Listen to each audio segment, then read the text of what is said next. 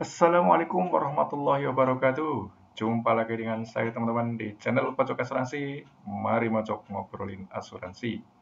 Baik teman-teman, kalau sebelumnya saya sudah membahas tentang polis liability yang berjenis claim made maupun yang claim made and deported ya. Kali ini saya akan membahas jenis police liability yang ketiga yaitu occurrence police. Ikuti terus video ini sampai selesai.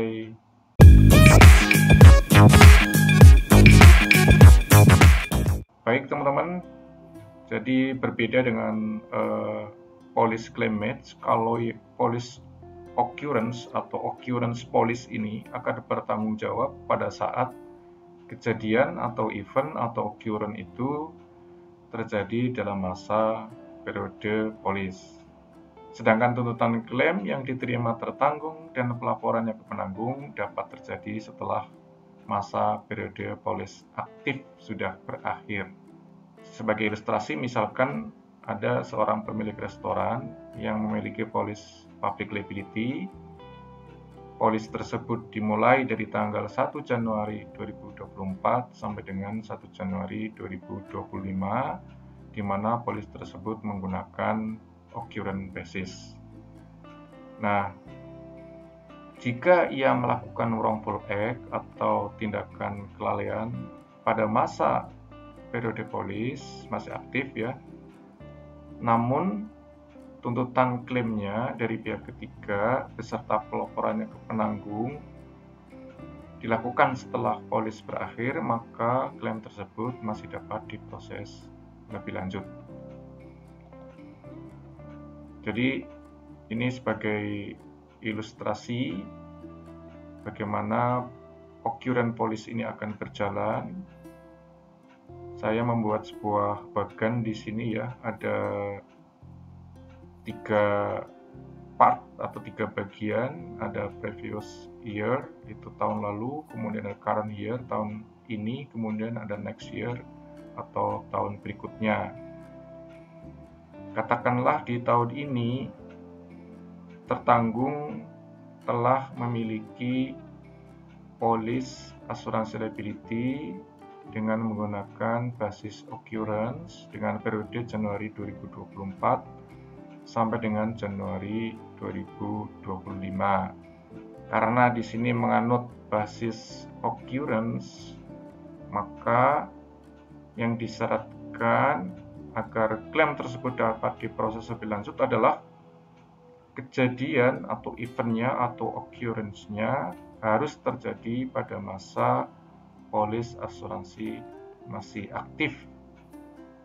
Adapun klaim yang diterima dari pihak ketiga dan juga pelaporannya kepada penanggung berarti bisa terjadi di tahun-tahun berikutnya di saat polis tersebut sudah berakhir.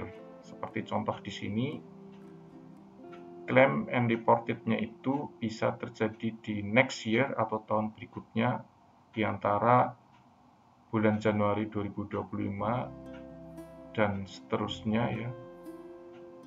Sehingga dalam hal ini untuk jenis occurrence police itu tidak mengenal adanya istilah long tail risk sebagaimana yang mungkin terjadi pada claim made police, karena di polis occurrence ini tertanggung akan tetap terlindungi oleh pengcoveran asuransi ketika suatu saat muncul tuntutan dari pihak ketiga dalam jangka panjang ya. Asalkan ya syaratnya hanya disebutkan di sini event atau occurrence atau kejadiannya itu terjadi pada saat dia pernah membeli polis dan masih aktif di situ. Jadi mungkin saja tertanggung itu nantinya setelah di Januari 2025 dan seterusnya ya, dalam jangka panjang akan menerima klaim dari pihak ketiga, kemudian nanti akan dilaporkan kepada penanggung yang diakibatkan oleh suatu event atau occurrence atau kejadian pada saat sebelumnya di Januari 2024 sampai dengan Januari 2025 dia telah memiliki polis asuransi.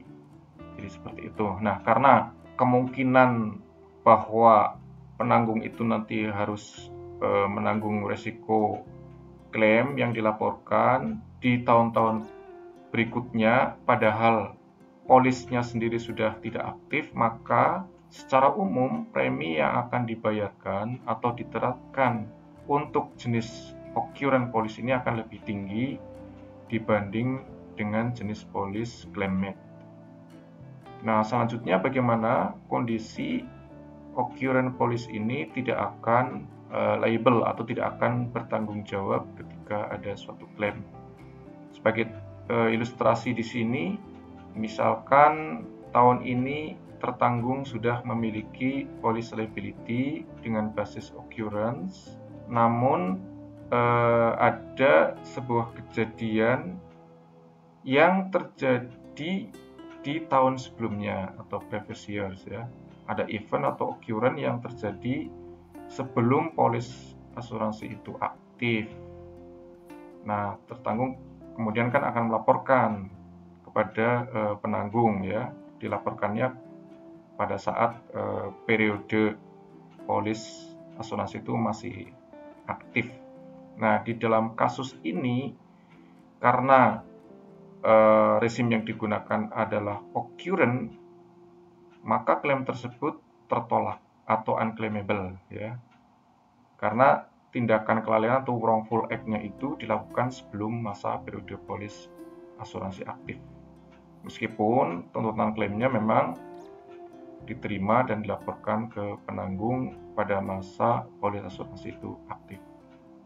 Nah, selanjutnya di situasi berikutnya, misalkan di tahun ini tertanggung sudah memiliki polis asuransi liability dengan basis occurrence, namun event atau occurrence atau kejadiannya terjadi katakanlah di tahun depan, kita tidak tahu ya, setelah polis asuransi itu berakhir. Tentu saja dalam hal ini maka klaim tersebut juga tidak bisa diproses lebih lanjut ya. Dari sini kita bisa melihat bahwa kunci bahwa occurrence polis itu akan istilahnya bertanggung jawab itu dalam kasus event atau occurrence atau kejadiannya adalah terjadi pada masa polis asuransi aktif ya. Bisa terjadi di tahun-tahun sebelumnya asal pada saat itu aktif, meskipun nanti klaimnya itu diterima oleh tertanggung dari pihak ketiga dan juga dilaporkan ke penanggung setelah si tertanggung itu justru sudah tidak memiliki polis asuransi gitu. Jadi ini adalah jenis polis yang berbeda atau bertolak belakang dengan jenis polis sebelumnya yaitu claim made. Mungkin demikian yang dapat saya sampaikan ya teman-teman, sharing saya terkait dengan jenis polis asuransi liability. Semoga bermanfaat dan dapat memberikan pengetahuan bagi teman-teman semuanya sehingga tidak mengalami kesulitan lagi untuk membedakan jenis-jenis polis tersebut. Terima kasih sudah menonton video ini sampai selesai. Jangan lupa subscribe, like, komen, dan share. Sampai jumpa di lain kesempatan. Wassalamualaikum warahmatullahi wabarakatuh.